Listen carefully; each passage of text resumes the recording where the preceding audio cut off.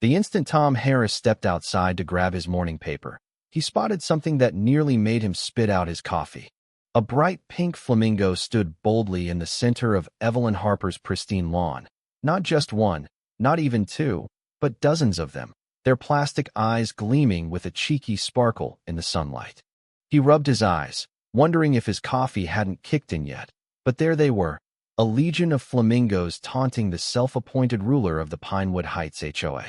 Before Tom could even process the sight, a scream ripped through the quiet neighborhood, a sound so shrill and furious it silenced even the birds in the trees. Evelyn Harper burst out of her house, clad in a silk robe, her hair still in curlers, her face contorted with rage. Her trembling hands pointed at the flamingos as if they'd personally offended her. "Who did this?" she screeched, her voice echoing down the street like a banshee's wail. "Who's responsible for this trash?" Tom ducked behind his car, barely stifling a laugh.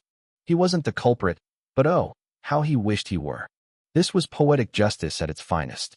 For years, Evelyn had terrorized Pinewood Heights with her absurd HOA rules. No wind chimes, no colorful doormats, no garden gnomes, and now, no lawn decorations whatsoever. Residents had muttered complaints and cursed under their breath, but no one had ever dared to fight back, until now.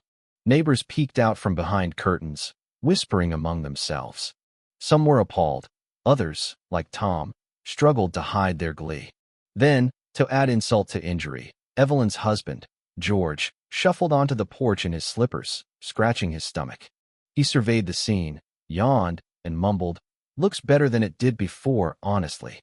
The gasp that escaped Evelyn's lips was pure betrayal.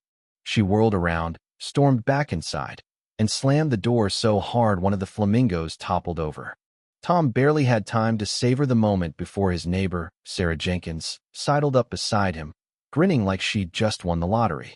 "Beautiful, isn't it?" she said, admiring the chaos. "You did this?" Tom whispered, eyes wide. Sarah winked. "I wish, but no. I can't take credit. Whoever did, though, is my new hero." Before Tom could reply, the HOA emergency siren blared. Yes, an actual siren Evelyn had installed last year for what she dubbed HOA crisis situations. The last time it sounded was when Mrs. Carter planted roses instead of the HOA-approved tulips. Residents trudged toward the community center, some still in pajamas. Tom followed, knowing exactly what was coming. Inside, Evelyn gripped the podium like it was her lifeline, her face a dangerous shade of red, her eyes scanning the room for a scapegoat.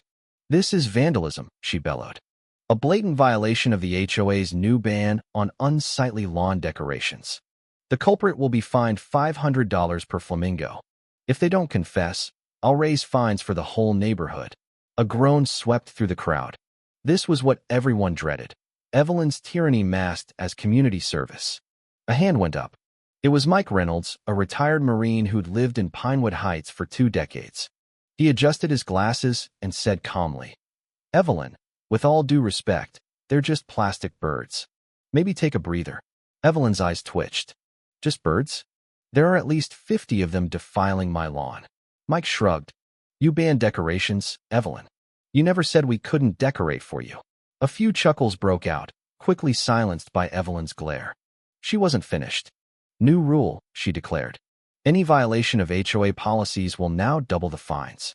Anyone caught aiding or abetting public disorder, like this vile prank, will face legal action." Sarah leaned over and whispered, "She's losing it." Tom nodded. This wasn't about flamingos anymore. This was war.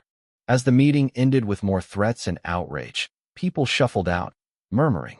Sarah elbowed Tom, grinning. "So, how many flamingos can we buy before she puts up cameras?" Tom choked on a laugh. "You're crazy." Sarah smirked. "Maybe, but tell me you're not tempted." Tom hesitated, then sighed. "Screw it. Let's give Evelyn the lawn decoration show of her nightmares." Sarah's grin widened. "That's the spirit." Neither noticed the eyes watching them from across the street, hidden behind a curtain. Someone else was ready to escalate this HOA battle. The neighborhood had never felt so alive. The pink flamingo prank sparked something unexpected, a rebellion. It began quietly, with smirks behind closed doors and hushed talks about Evelyn getting a taste of her own medicine. But the next morning, it exploded. More flamingos appeared, not just on Evelyn's lawn, but on porches, driveways, and sidewalks across Pinewood Heights. It was as if they'd multiplied overnight, an army of plastic birds reclaiming the streets.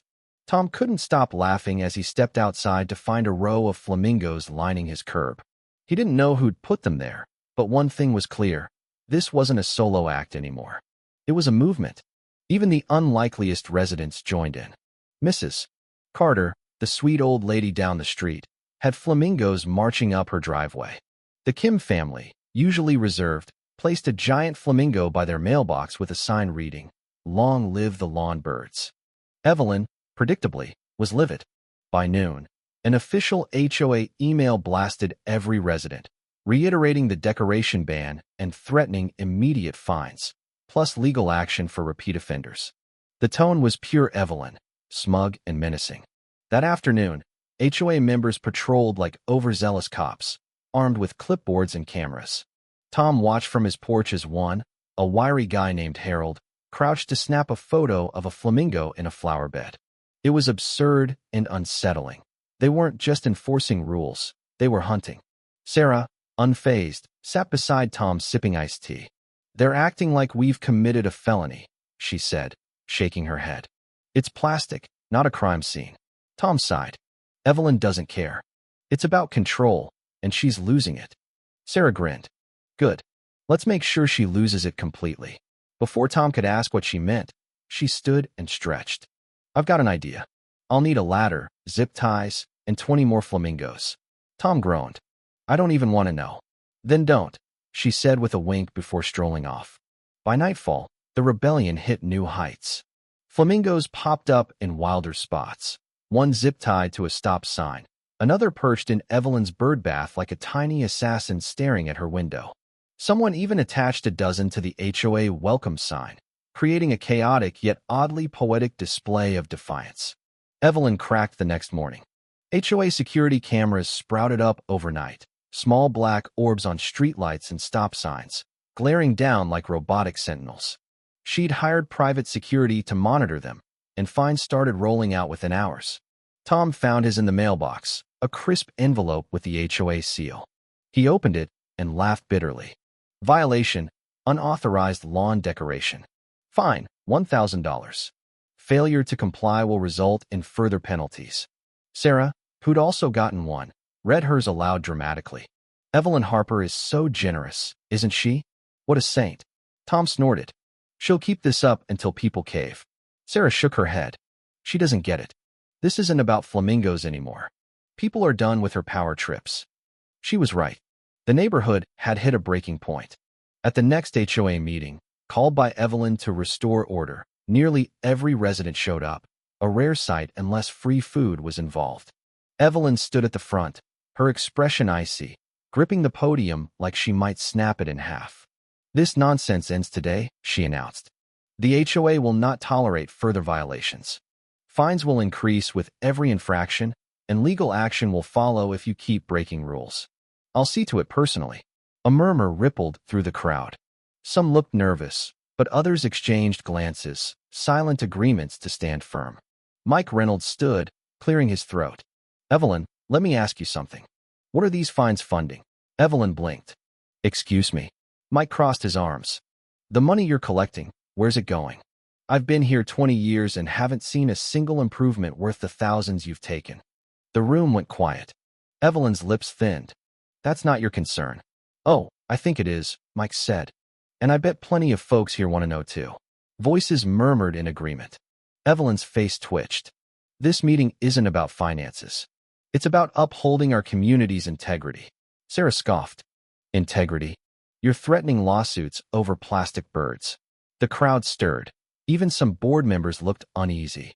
Before Evelyn could retort, the doors burst open. 2 uniformed officers stepped in, and the room fell into stunned silence. "We've received multiple complaints about potential fraudulent HOA practices and financial mismanagement," one officer said, a stern middle-aged man. "We're here to investigate." Evelyn paled. Tom's pulse raced. This was it, the turning point. The officers approached, holding documents.